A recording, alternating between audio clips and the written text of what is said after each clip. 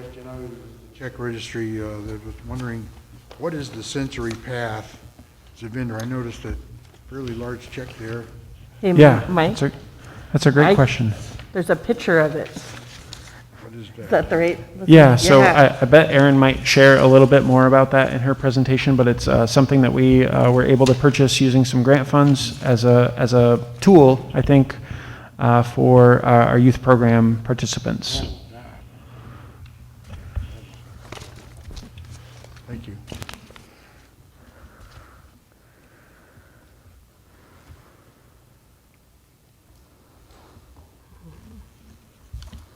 Any questions, further questions on the check registry or anything with the financials themselves?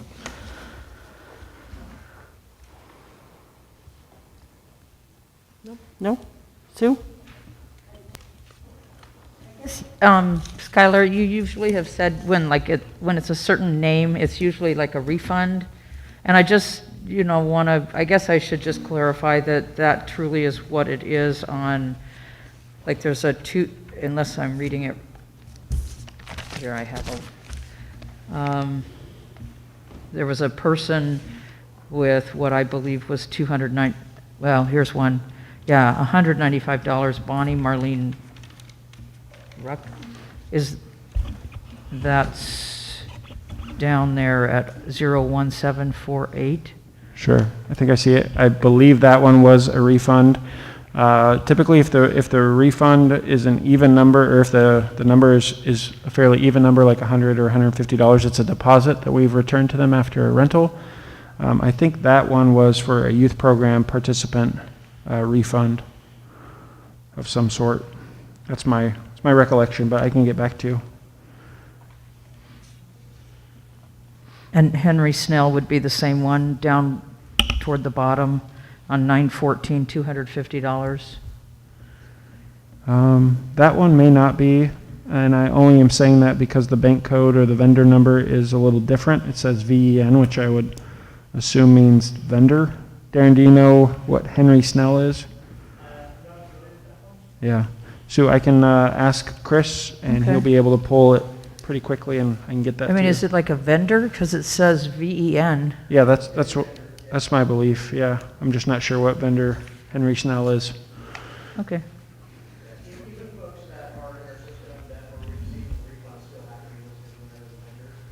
And, I mean, just so you know, there's another one right close to that one named Reina Garcia, if that rings a bell, and that's only 100. And it's a VEN number as well. Those are costs for rentals. We've had several weekend rentals over here from Autism. The $100 is the rental. Some of the costs.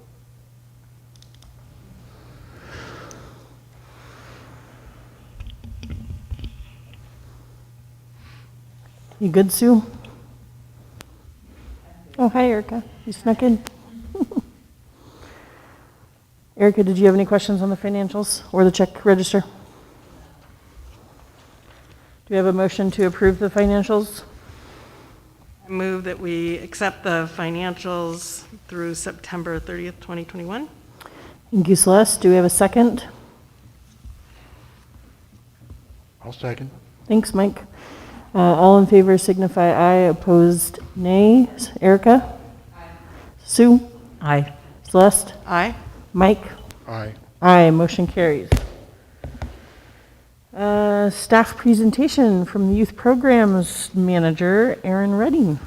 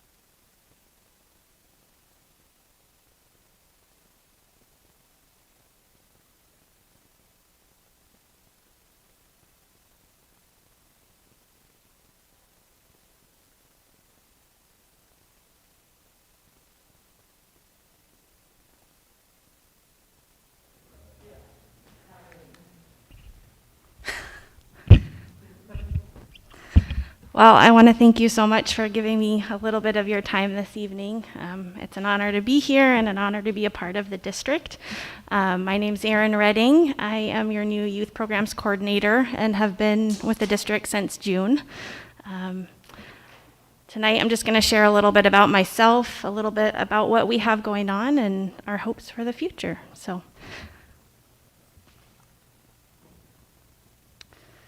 Just a little bit about myself. I was born and raised here in Seaside, Oregon. I was a Cannon Beach Cougar, a Broadway Shark, and a fighting Seaside Seagull. So, Erica, I can attest to. Yeah, this community means a great deal to me, and now that I'm raising my own family, I'm just really happy to be here where I grew up. I grew up taking swim lessons in that pool next door, so it means a lot to me. I graduated from Whitworth University with a degree in elementary education. My most recent professional experience, I was a program director for the Boys and Girls Club of the Long Beach Peninsula, so I was able to help them start that program. We had an after-school program with about 80 kids that we saw every day. And most recently was the recreation coordinator up in Astoria for almost 11 years. And probably my biggest professional accomplishment during that time was helping create and establish Little Sprouts Academy, which was a childcare and preschool. It's still running today. We started with 3 classrooms and a handful of kids and grew to 5 classrooms and a wait list of over 100 kiddos, just really growing out of our space. But it's near and dear to my heart, and I will say it was my baby before I had my own.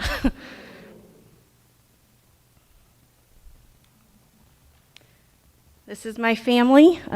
Walker, who you might see running around the SRC.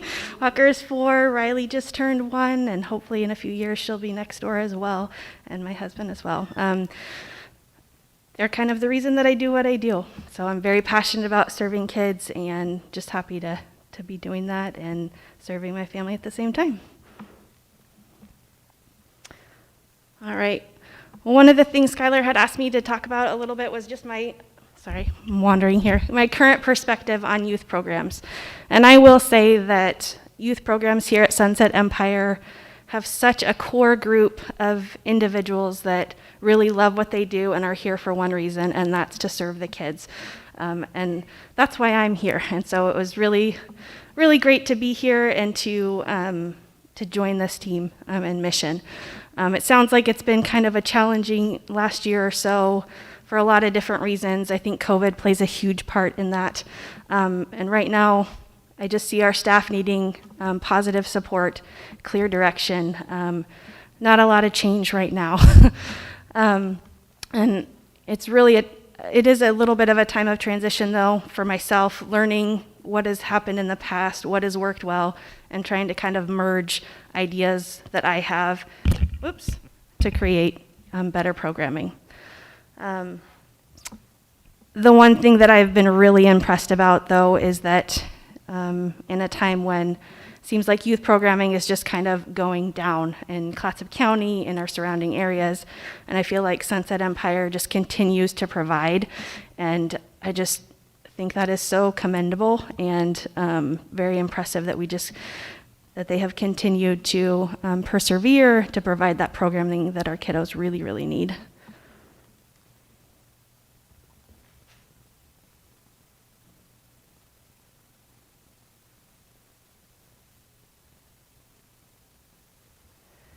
So what's happening right now at the SRC? We have our Learning Ladder preschool. We're currently serving 25 children between 2 classrooms. We do have a little bit lower enrollment right now, and I think a big part of that is due to COVID. We've had a lot of parents express they have concerns of enrolling their kiddos back into a program with fear of getting sick or, and it's a very valid concern.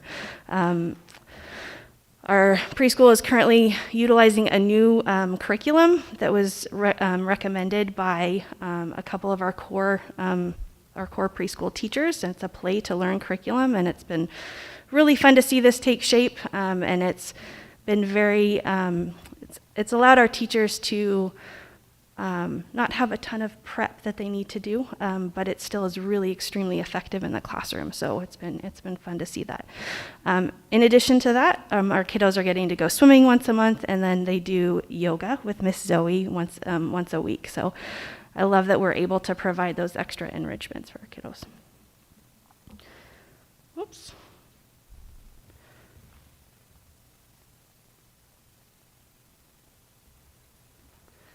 And the after-school zone.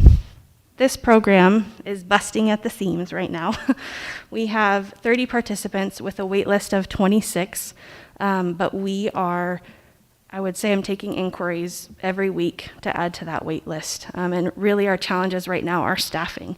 We have the space, we just don't have the staff. It's really, really a hard spot to be in because we want to serve, but we have to stay within our means. The exciting thing that has happened over the last month or so is that Zoe Manhire, who most of you probably know and are familiar with, who has been very instrumental in the district in so many different facets, but she was subbing with us in the after-school zone and then really just decided that she wanted to take lead of that program. And she fell in love with the kids. She fell in love with kind of this new vision that she's working on, this mindful play. And this program has blossomed. It's amazing to see the difference of the kiddos walking out the door, how happy they are. They don't want to go home. It's been wonderful to watch. And I really would encourage you, and I would love to set up a time for the board to come in and take a tour of her classroom, because not only is it about her vision for the program and for the kids, but it's also the space that she has truly transformed. So it's an exciting thing to see. Additionally, our kiddos are doing swimming and yoga too. So.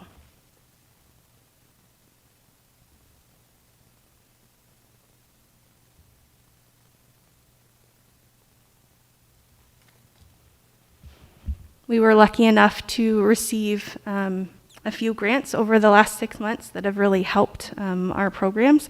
The Oregon Camps 2021 grant through the YMCA was $62,500. They purchased a rock wall, a zip line for the pool. They were able to repair our walk-in cooler over at the SRC. And then I think the biggest thing on this list was we were able to give staff bonuses this summer, which to me is a really, really important thing for retaining our staff. The Oregon Community Foundation, we were awarded $50,000. We purchased a water fountain, sensory pass, which we're going to talk a little bit more about, tumbling mats, yoga equipment, preschool furniture, TVs in almost every program area in the SRC. We're working to create an art room for our kiddos, and then also security cameras as well. The sensory paths are probably the one item on this list that I'm really, really excited about. If any of you have walked in the SRC past any of our youth program areas, it's a beautiful space. It's just freshly painted, but there's a lot of hallway, there's a lot of wall space, and we have a lot of kids both in preschool and in the after-school program who are antsy during their transitions of going from point A to point B. And the idea with these sensory paths is they provide direction, they provide activity, they provide focus for the kiddos. And in December, we were going to have our sensory paths installed, but I'm going to show you a little bit about what they look like and how they impact these kiddos.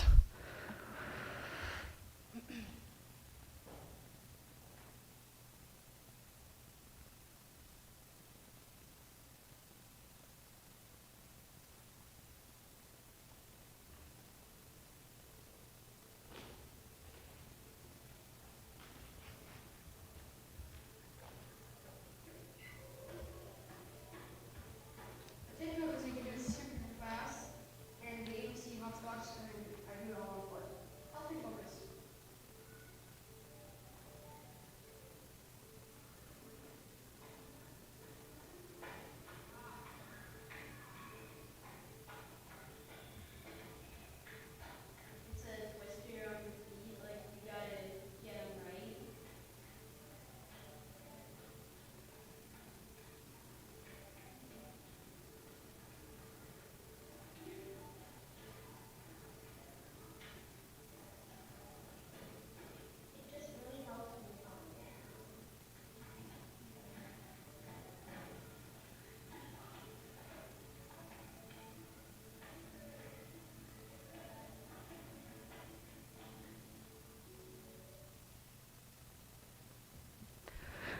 So the installation of the sensory paths will be pretty extensive. Both our after-school zone area, our preschool area will have sensory paths on the floor, down the hallway, on the walls by the bathrooms, and then also by the entrance and exits out of the cafeteria. So we tried to pick kind of the main areas where kids tend to gather or have those antsy moments. So I'm really excited to see this, and I think it will be pretty impactful with our kiddos. So.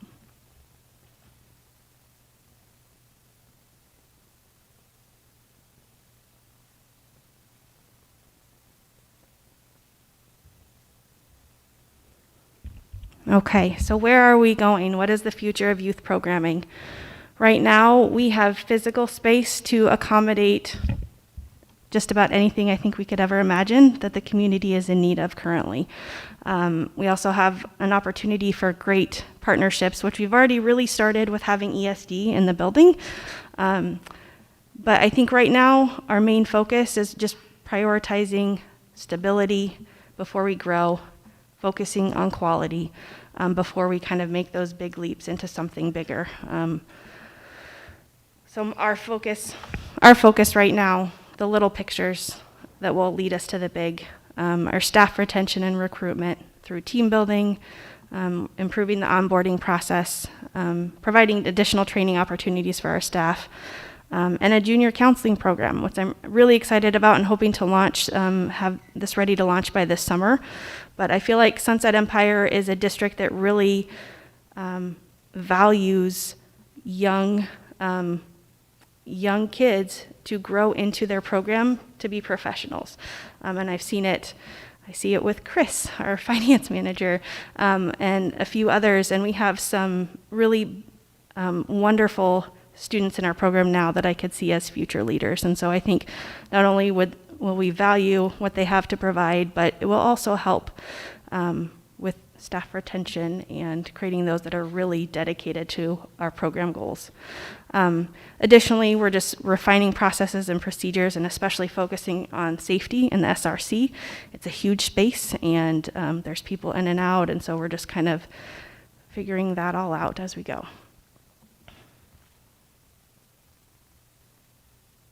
So lastly, I think Skylar sent out a link to each of you to provide some comment or some ideas on where you would like youth programs to go, because essentially we're here to represent you and to represent the community. And so that's something that I would love to hear more about, because I want to take that back to my team so that we can help that vision grow. So if you have any ideas or any thoughts that you'd like to share tonight, that's wonderful. If not, I would love to reach out to you at another point where we can talk a little bit more and continue that. So thank you very much. Very much, Erin. Questions for Erin? Erica, Sue, Celeste, Mike?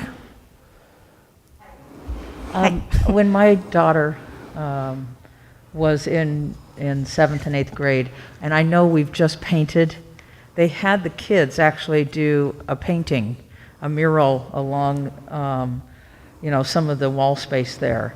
And it was really very sad to see that eventually get painted over. And that's one thing that my daughter, who actually worked for the district, made a comment about. Gosh, we did such a good job, we worked really well as a team, and they took it away. So I know things are repainted, and the memory of what my daughter, who's now in her early 30s, did when she was a grade schooler, is long ago. But something like that involving the kids that, and then the parents can look at it, but more importantly, the kids take ownership of it and show it off to their parents. And I've never forgotten how proud she was of the work they did. It wasn't professional. It was really fun, and they had a great time doing it, but it meant, painting over something that was probably done professionally. I think And that was my mom.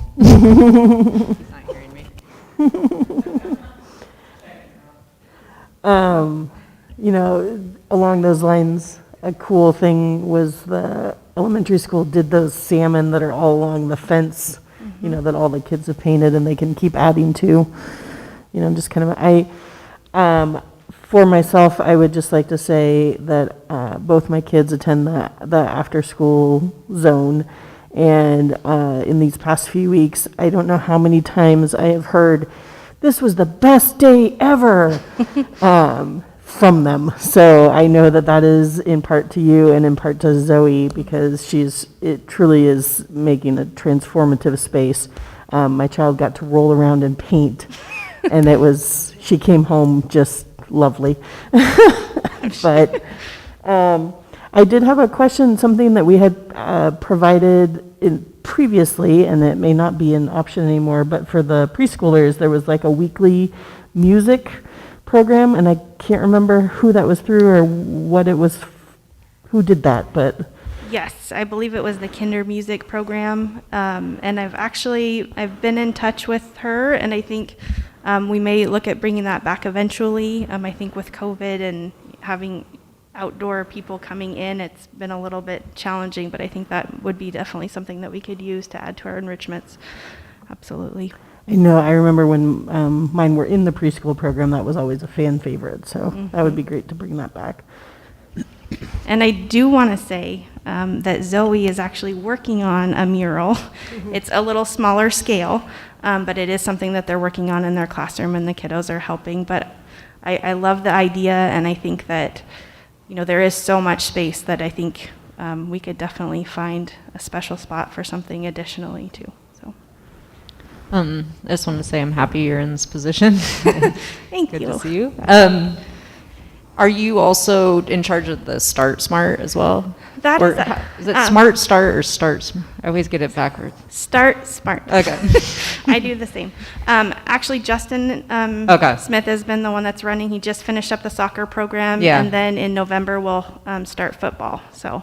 Well, I'm just really glad it's back, because I know it's a huge hit for that group, and to be honest, I think it really sets people up for sports. So anyway, really good Absolutely. feedback that I'm hearing. Good. So fantastic job, and I'm glad you're in the position too, and happy to hear your vision for the program. I had a couple questions. One of my questions, you had mentioned that there's plenty of space, but now staffing is one of the sort of little picture challenges. Yes.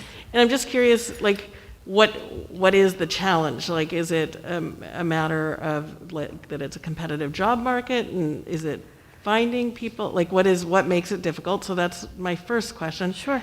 My other question is a little bit more in the miscellaneous category, but I'm just curious, do our youth programs, do we get inquiries from out-of-towners that are here, or is it only locals that we're serving for that program for the most part? I think a majority of our programming with the preschool program and the after-school program is primarily locals, just because it's, we're providing kind of a full-time service versus a drop-in situation. I'm sorry, and what was your first question? Yeah, just challenges around staffing. I know Yes. it's sort of tough all over, but I'm curious, like, what, in your opinion, what would we need to do to attract and retain the best staffing for our youth programs anywhere in Oregon? Like, what would that take? I wish I had that answer. But I'll give you kind of some examples of what we're facing. We're posting positions, and we find qualified applicants. We give them a call. They set up a time for an interview, and they don't show up, or they don't return phone calls. I've never, in my experience working in Parks and Recreation and in my professional career, I don't know that I've ever come up against this to where we have people just they're applying, but then they don't follow through. Part of it, I think, might be part of the unemployment situation, to where people just have to apply for positions but don't necessarily have to go to the next step. So it's challenging. I feel like we have competitive rates in terms of what we can offer. Especially, I'm just thinking in my comparison with Astoria, I think we are miles above. So it's really hard. I don't know the answer, unfortunately. So.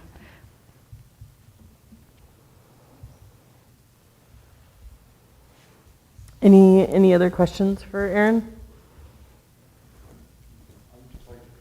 I like the idea of stability and quality before growth. I know with the waiting list and everything, it would probably be pretty tempting to try to build more sections, but it does require the right staff and the right attitude.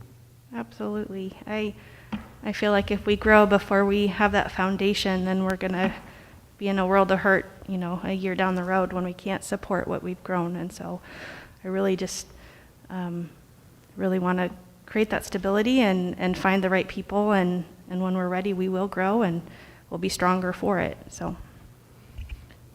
Just really quick, with some of the strategy stuff that we're doing, just because you've come in like recently, is there things that, you know, because you weren't at some of like the earlier meetings, I'm interested what your thoughts are on some of the like maybe 3 key things that you would like to see in that space, especially for youth around here. Well, you know, my background is in early childhood, and I know that that is a huge need in our community, and I would love to see us utilize that space to provide childcare for infants, toddlers, twos, and then continue with our preschool and after-school program.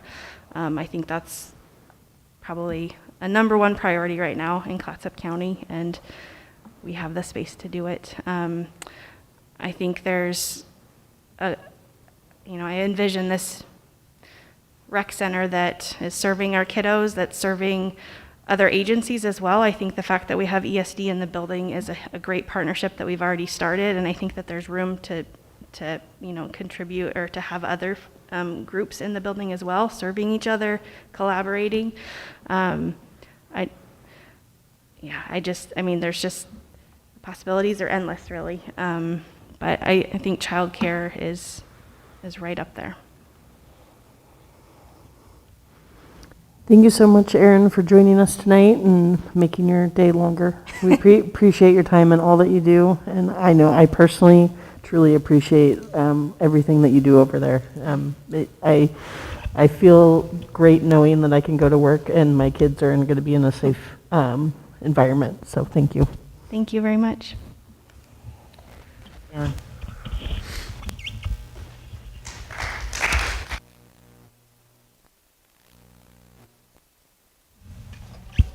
Moving right along to old business, vaccination policy.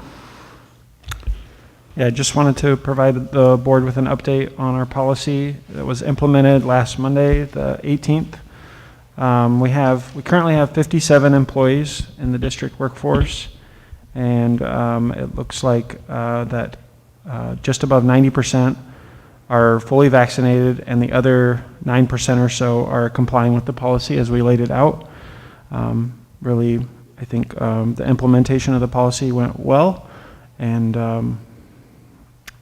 happy that that's kind of behind us. We're closely monitoring. You'll remember there was a stipulation for boosters, and so we're kind of looking at that as the dynamics around COVID are consistently changing. But feel confident that we're doing our part to keep the community and our patrons safe. Happy to take any questions, but that's all I was going to share about that. Any questions for Skylar? Moving on. New business, consultant work update. Yeah, so a couple of things about this. I don't have a document in front of you, but I wanted to share just that things are going, I think, really well with both of our consultants. It's actually funny how the timing has lined up for the 110% cost recovery, as well as our strategic planning process with the SRC. We have drafts of what I consider to be pretty darn good, close to being finished drafts of both reports. And I think we'll have final versions of those reports upcoming. I know Celeste and Michael have already seen the drafts of the pro forma that SFA created as far as the SRC, and that's promising. And staff have been working with the 110% folks to kind of finish up that process as well. I'm hoping maybe Michael or Celeste can talk about our tours at some point in their comments today. But the only other thing I had on this was potentially scheduling a board workshop or an additional meeting. I think both of these reports will require a pretty in-depth presentation and discussion.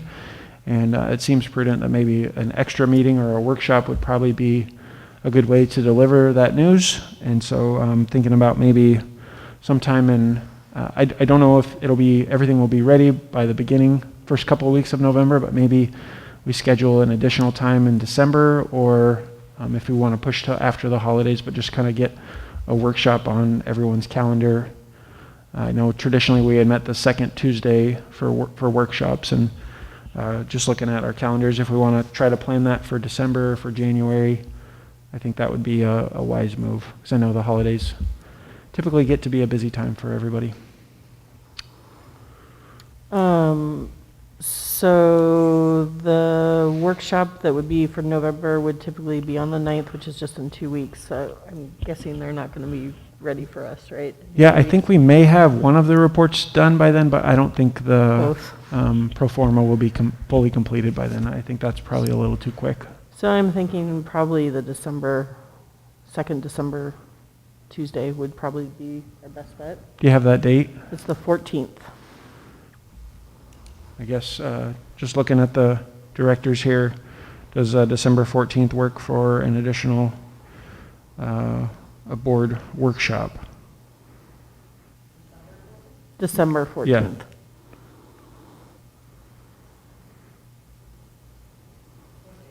Tuesday.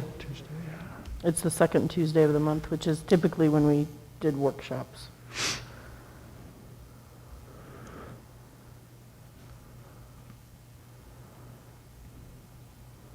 We want to plan on that day, and if we have the reports, then maybe we'll do our best to have a workshop. Do you want to plan on the same time, 5:15, or move earlier or later? For myself, I wouldn't mind going earlier. We've done 4:15 in the past just to kind of move it along, but Sure. I don't know if that works for others typically. Erica or Celeste or Sue? I know it's kind of a ways away.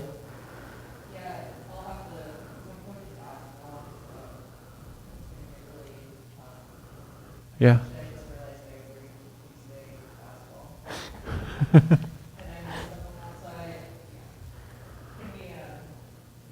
Yeah, yeah. We'll keep it on our agenda and Okay. maybe discuss over the next few weeks and make sure we get something lined up. Okay. Okay, thank you. The district information security policy, which was included in our board packet.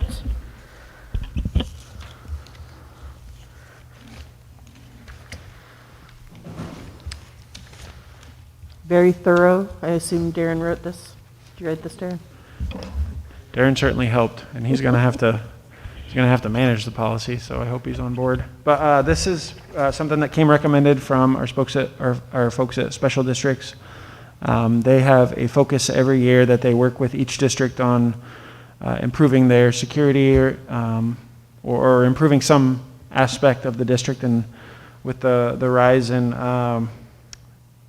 the threat of cybersecurity being pretty high, and even for government agencies, unfortunately, there's a constant threat that we're always managing, as is every other government agency. So I think most of these things we're already doing or will be or prepared to do soon, but this policy will just kind of codify what our practices are in case Darren ever goes missing. The next person that looks over our IT stuff will be able to implement those. And I should note that it also gets us a 2% discount on our insurance coverage with the special district, so it's important.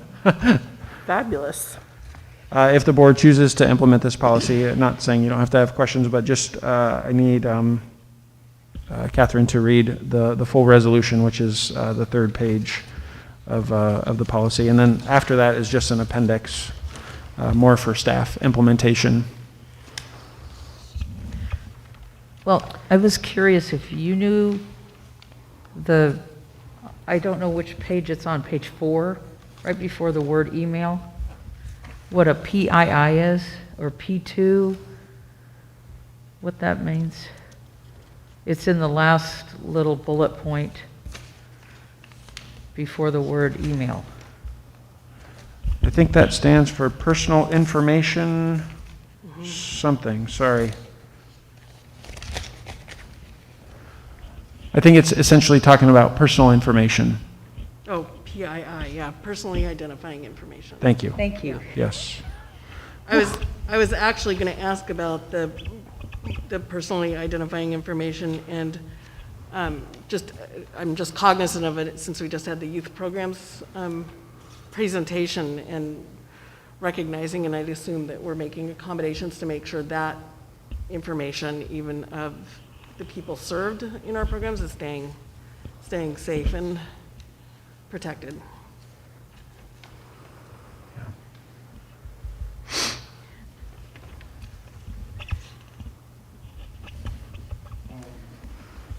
Does this type of policy dovetail into an employee handbook in some way, or is this for targeting simply managers and directors, or is this a district-wide policy for all employees?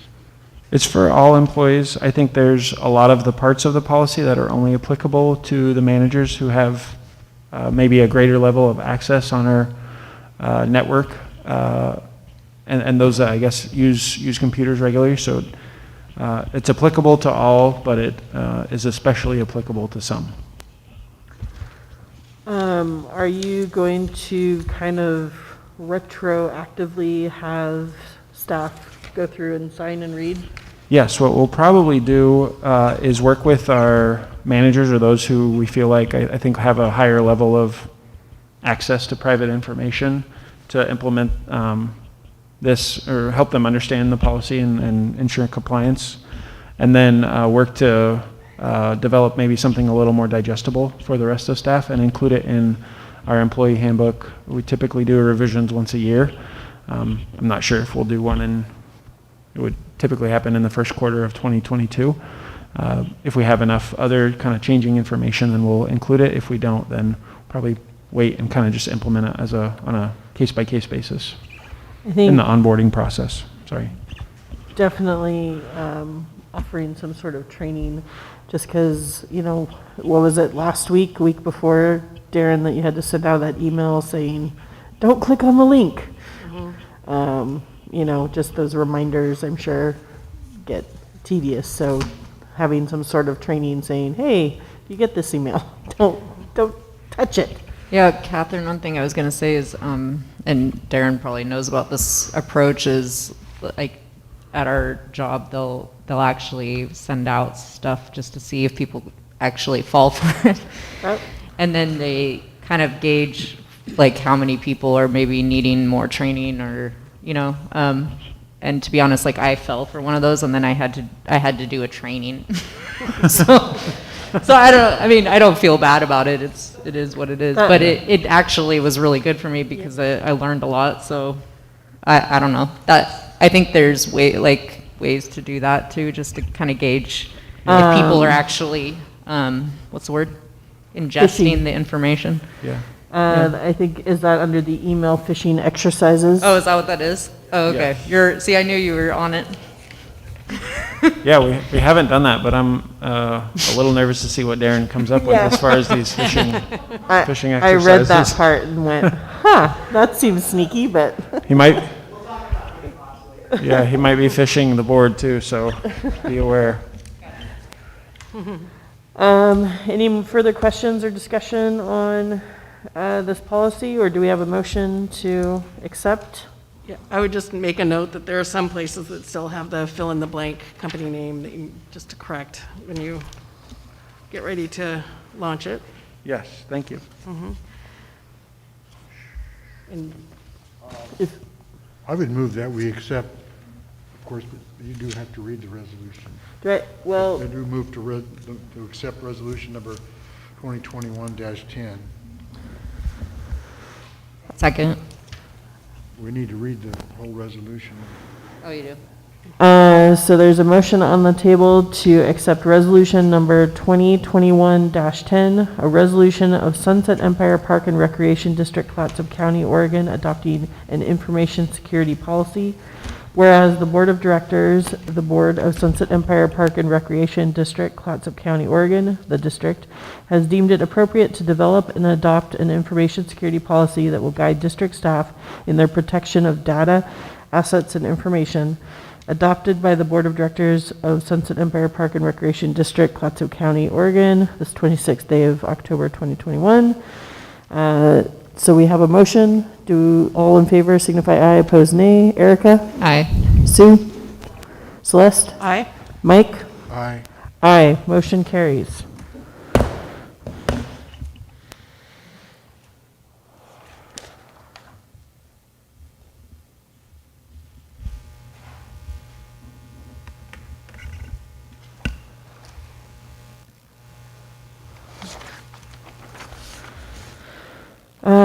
Moving right along, Executive Director report. Okay, thank you. I have just a few things to discuss. I'll try to move through them swiftly. We are closing the pool, actually already closed as of a few minutes ago, just for the rest of the week, Wednesday, Thursday, Friday this week, to do some much needed maintenance. I just wanted to provide the board with some of the projects that will be undertaken. So there's a number of kind of resetting some of the pool mechanical filtration systems that needs to be done, and this will give our maintenance team some time to get to those things during the work week, which they haven't necessarily had over the past year or two. We're also going to be servicing all of our fitness equipment and machines, and that takes a little bit of time to work on those treadmills and ellipticals that get a lot of use. There's going to be some cleaning, deep cleaning of some areas, touch-up paint, and so I think there's a number of projects that will be completed. We do have a great crew of staff that's going to be working hard on these 3 days, but it's kind of, I don't want to say bare bones. It's a skeleton crew, but it's a hard-working, it's a lean, mean fighting machine, if you know what I mean. Excited to kind of see how things look after the shutdown. I think a 3-day shutdown over the course of, we've been open for about 15 months, and the building needs an opportunity.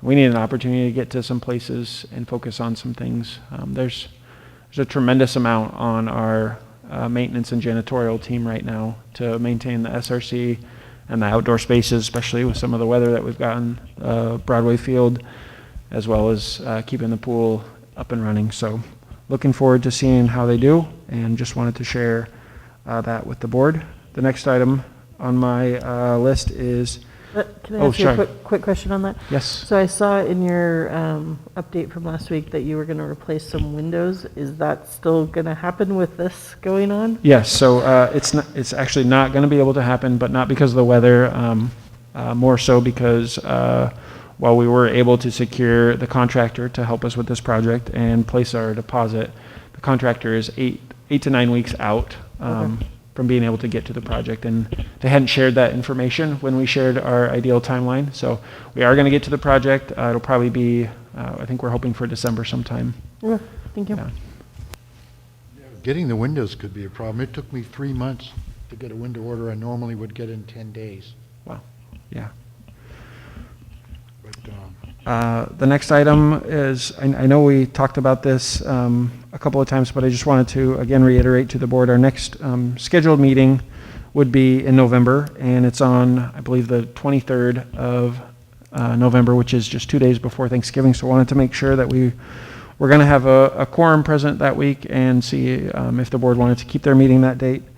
I'm fine with it, and of course it's your decision. The second meeting date that I just wanted to make sure, again, is that December meeting date. I believe it's the 27th, which falls in between the Christmas holiday and New Year's. And I must say, for myself, I think it would be wonderful if we either moved that date or planned on not having a meeting. We have never done that in the districts, at least in my history with the district in 6 years, but we are able, there's many districts and other government agencies that take some time off or take a month off if their meeting schedule just doesn't fit the elected body. So since we might be having a workshop, I think it's appropriate. Again, it's up to the board how they want to handle it. I do plan to be gone at Christmas time this year, possibly for a week at that time.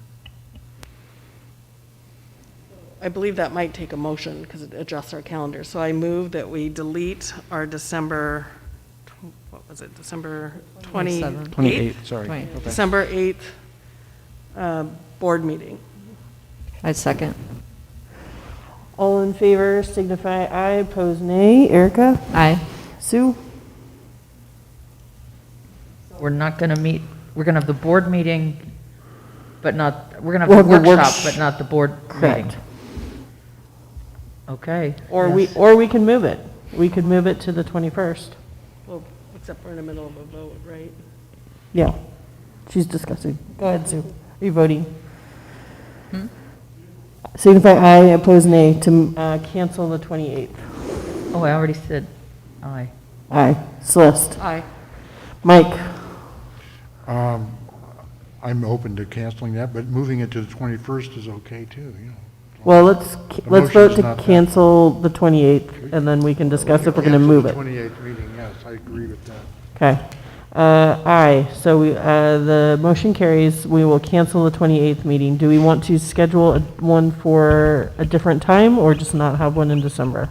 If I may, the CERT meeting is the 21st, and I'm not going to cancel that. Okay. Anybody else? Thoughts?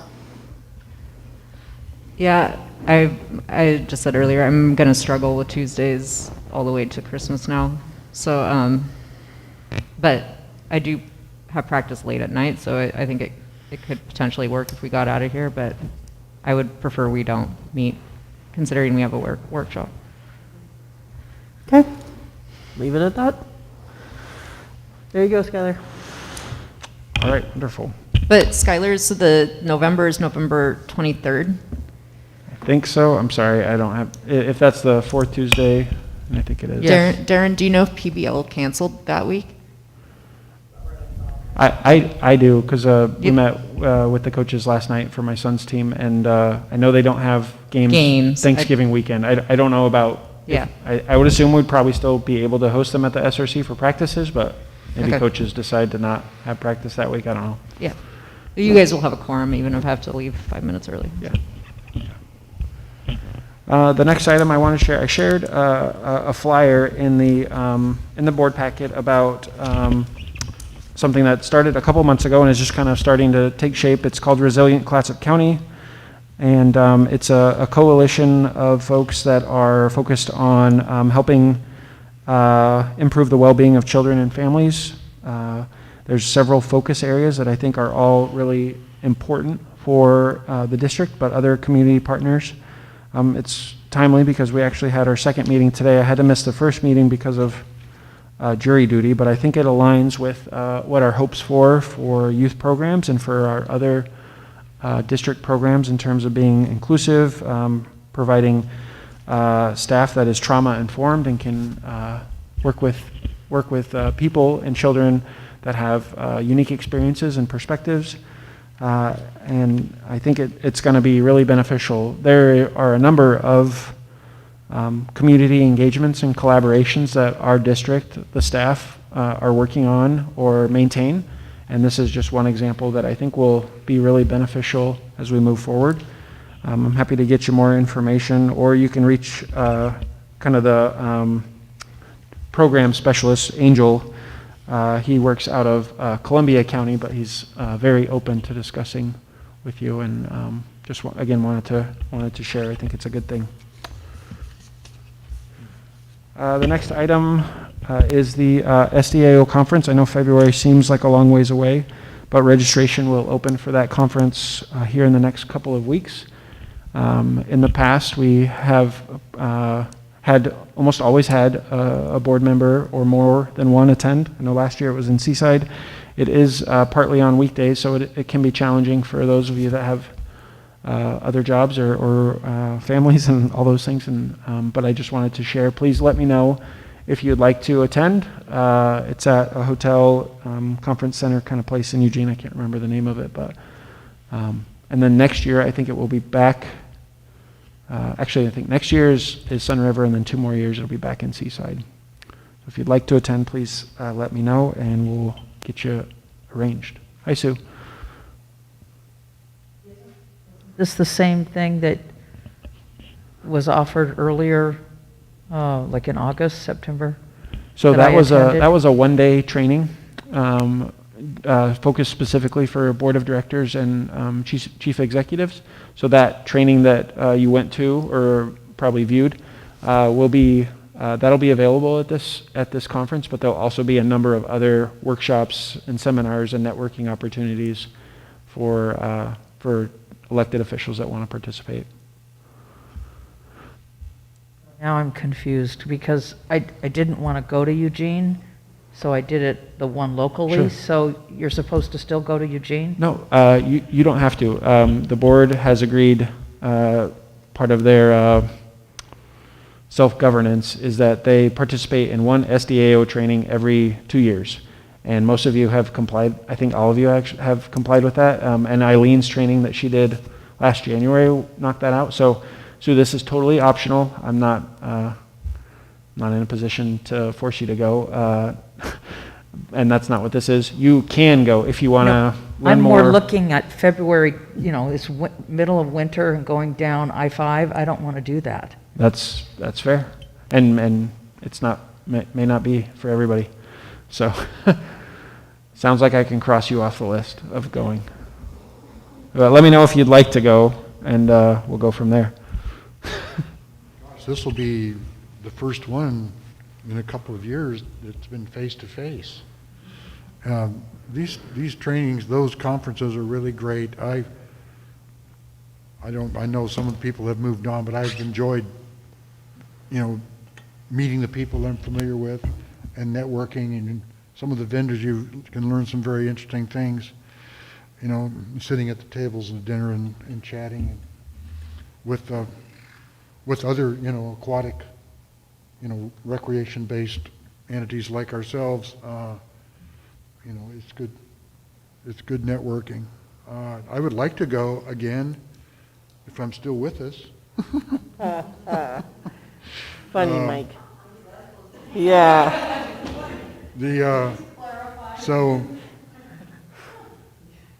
I enjoyed the ORPA this past week, but that's another subject. Okay, and then my last item on here is just I like to share with the board information about our special events or things that have happened recently. So we did have our Fall Fun Fest on Saturday. Appreciate you volunteering, Michael, and Catherine, I know you were there. I'm not sure if others were able to come and participate, but I know we had 200 plus attend at the SRC. It was nice. It was different, first time obviously having it there, and kind of tried to spread people out a little bit, but I think it went really well. And my hat goes off to Melissa and our special events team, as well as I think she said 35 volunteers from Key Club and Builders Club and other just great people around that helped with that. I would like to give props to Michael Hinton for his costume. Yes. And Darren Gooch for his DJ services. Yeah. I don't know how we'll honor Darren, but we do plan on sharing the picture of Michael's costume out into the public soon, as it was really good. A couple other just noteworthy things coming up. So we do have our, I think it's called the Beaches and Breakers Pickleball Tournament. It's our second tournament, not annual because we took a year off because of COVID, but that'll be November 12th through the 14th. We have over 50 teams already registered, a majority of which are coming from out of town right now, but we're going to try to boost registration with some of the local pickleball action, and that'll be at the SRC. So pretty cool activity. And then just remind you of our Thanksgiving activities. We have our turkey trot on the prom at 9 a.m. We already have about 35 people registered, and then later that day we'll host a community meal here at the Bob Chisholm. It's going to be to-go meals only, but that'll serve from 12 until 2 or whenever the food runs out. Other than that, I guess I would just share that there's a host of activities going on in the SRC right now, with basketball kind of starting to get into full swing. We have had good participation over the last 2 weeks in our drop-in basketball with full court games going and over 10 people playing at 6:30 a.m. And then pickleball started a few weeks ago, and we've had great participation in that. So the building is certainly getting a lot of activity. In fact, our requests are outpacing our ability to provide the space. So a couple extra gyms would come in handy this time of year for sure. I was thinking that if you needed volunteers to just kind of watch hallways or anything like that, that you could call upon myself to just stand around at no cost and watch doors.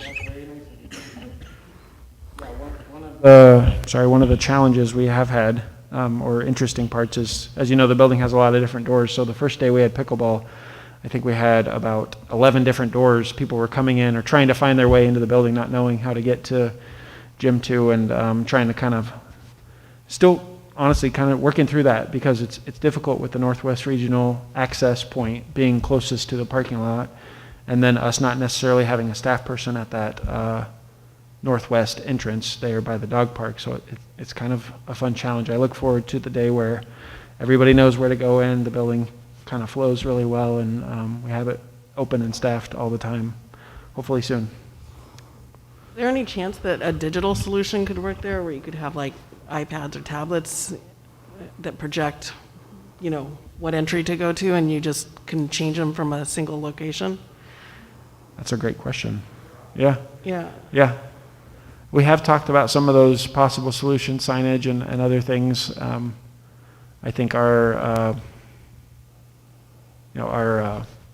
plan was to kind of wait until the highest and best use pro forma kind of got out there and let us go from there. But yeah, it's a fun challenge. It's a good challenge, I think, to have. That's it for me. Thank you. Thanks, Skylar. Moving right along to board comment. Erica? I think just, Aaron, you're doing an awesome job and glad to have you. Skylar, I think you just wanted to call out, you've done really awesome playing a leadership role with some of the Broadway field stuff, and I know it's not easy, so really great job there. And keep it up. I think what you're doing will make an impact, and actually maybe have some results. So just wanted to tell you you're doing awesome with that. Thanks, Erica. Sue? The word I would come up with this month is appreciation, and basically appreciation for the youth programs that that are in their infancy, and we're looking only going forward and moving upward, and that's exciting. In addition, gratitude to the staff who are working through multiple challenges of staffing, as well as doing a great job. I am grateful that the maintenance for closing the pool facilities is only 3 days, and of course it allows us the weekend if we have to do extra work, so that for the work that needs to be done, I'm grateful it's only a 3-day shutdown.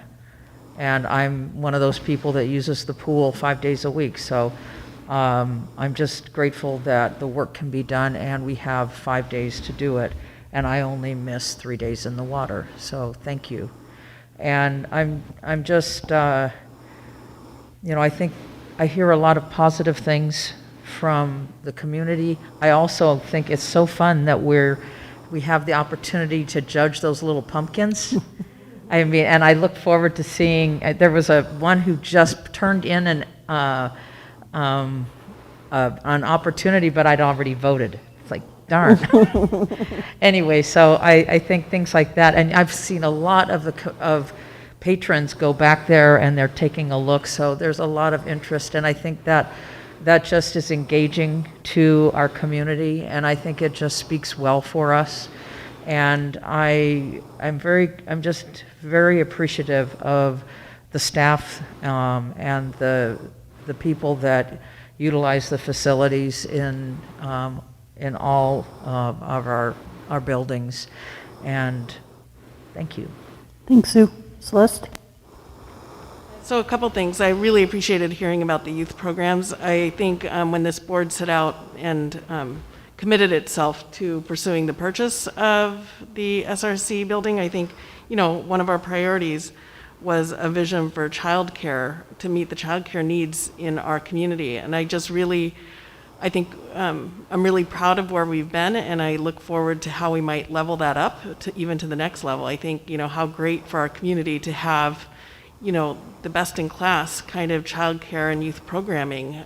That's a huge benefit to our citizens and to our workforce. And so thank you for the work you're doing with that. I also just want to share with the board what a great time, and Mike may speak to this too. We were able to go and look at facilities both in Newburgh and Lincoln City, along with Scott Edwards Architecture Firm. And I will tell you, in looking at those, I would really encourage board members, if you can get to Newburgh to see the Chehalem Aquatic Center. For me, that was where some real big light bulbs went off. I actually think we're starting with much better facilities than they started with, and they have a fantastic building with lots of amenities for their citizens, and we're starting in a better place, in my opinion. I also thought personally the Chehalem Cultural Center, which was formed from an old school, was a particularly interesting and beautiful renovation project for the town. I know we've talked a little bit about bringing culture into this building, and not sure to what extent we'll be able to do that. But just for your own personal edification, I would encourage people to go see that building if you get a chance. Thanks, Celeste. Mike? Well, I should share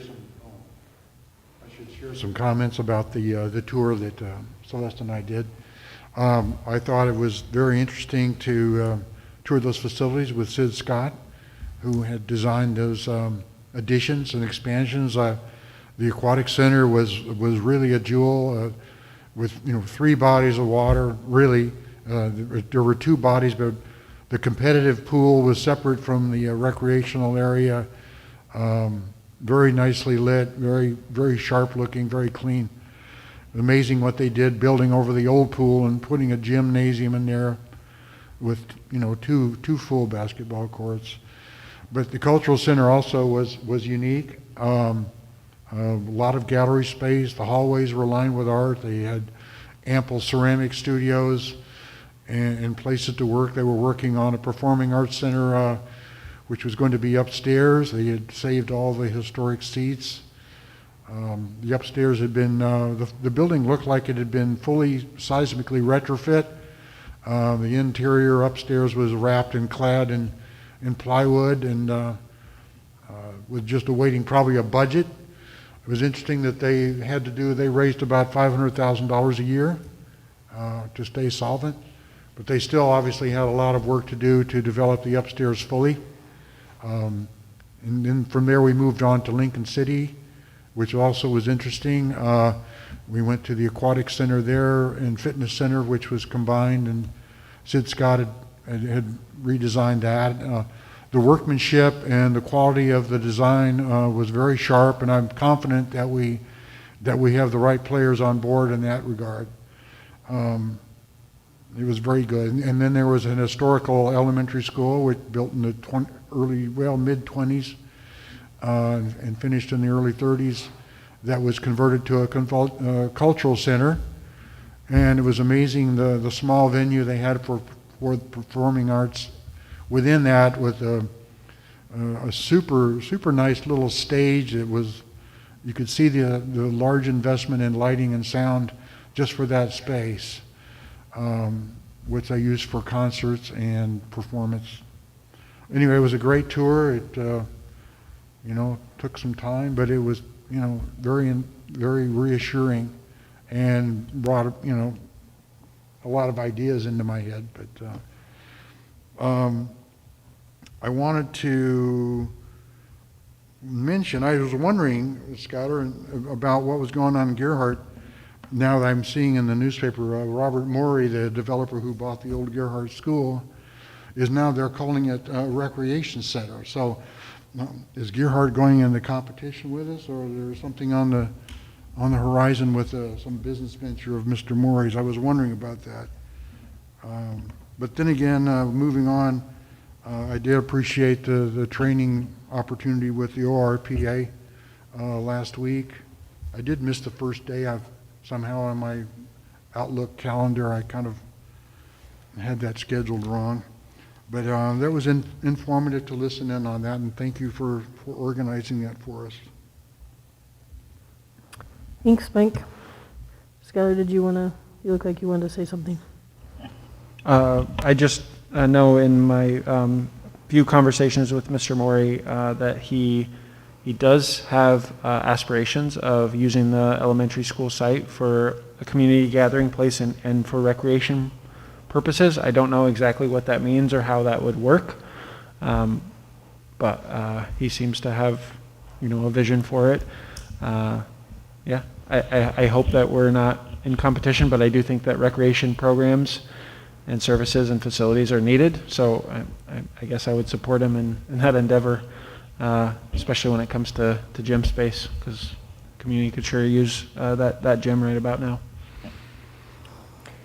Thanks, Skylar. For myself, I would just like to say thank you so much, Aaron, for coming and speaking. As Celeste mentioned, one of the big reasons for purchasing the SRC was to support youth programming in our community, and I can see a bright future for our programs and definitely on the path that you've set us on, so really appreciate that.